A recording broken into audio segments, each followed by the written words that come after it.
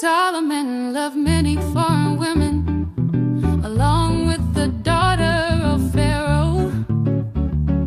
Moabite, Ammonite, Edomite, Sidonian, and Hittite women from the nations concerning which the Lord had said to the people of Israel, you shall not enter into marriage with them, neither shall they with you.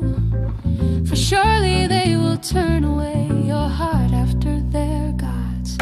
Solomon clung to these in love. He had 700 wives who were princesses and 300 concubines, and his wives turned away his heart. For when Solomon was old, his wives turned away his heart after other gods, and his heart was not wholly true to the Lord his God, as was the heart of David his father. For Solomon went after Ashtoreth, the goddess of the Sidonians, and after Milcom, the abomination of the Ammonites. So Solomon did what was evil in the sight of the Lord, and did not wholly follow the Lord, as David his father had done. Then Solomon built a high place for Chemosh, the abomination of Moab, and for Molech, the abomination of the Ammonites, on the mountain east of Jerusalem. And so he did for all his foreign wives, who made offerings and sacrificed to their gods.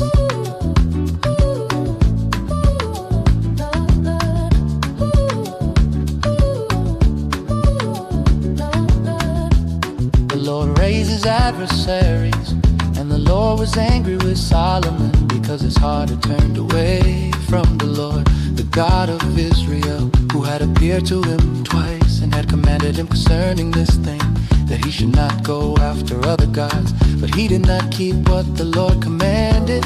Therefore the Lord said to Solomon, since this has been your practice, and you have not kept my covenant and my statutes that I have commanded you, I will surely tear the kingdom from you, and will give it to your servant. Yet for the sake of David your father, though I will not do it in your days, but I will tear it out of the hand of your son. However, I will not tear away all the kingdom, but I will give one tribe to your son, for the sake of David my servant, and for the sake of Jerusalem that I have chosen. And the Lord raised up an adversary against Solomon, Hadad the Edomite. He was of the royal house in Edom. For when David was in Edom, and Joab the commander of the army went up to bury the slain, he struck down every male in Edom. For Job and all Israel remained there 6 months, until he had cut off every male in Edom. But Hadad fled to Egypt, together with certain Edomites of his father's servants. Hadad still being a little child, they set out from Midian, and came to Paran, and took men with them from Paran, and came to Egypt, to Pharaoh king of Egypt, who gave him a house, and assigned him an allowance of food, and gave him land. And Hadad found great favor in the sight of Pharaoh, so that he gave him in marriage the sister of his own wife, the sister of 𝘂𝙤𝙤 the queen. And the sister of 𝘂𝙂𝙤 bore him Jenubath his son, whom 𝘂𝙂𝙤 weaned in Pharaoh's house. And Jenubath was in Pharaoh's house, among the sons of Pharaoh. But when Hadad heard in Egypt that David slept with his fathers, and that Joab the commander of the army was dead, Hadad said to Pharaoh, let me depart, that I may go to my own country. But Pharaoh said to him, what have you lacked with me, that you are now seeking to go to your own country? And he said to him, only let me depart.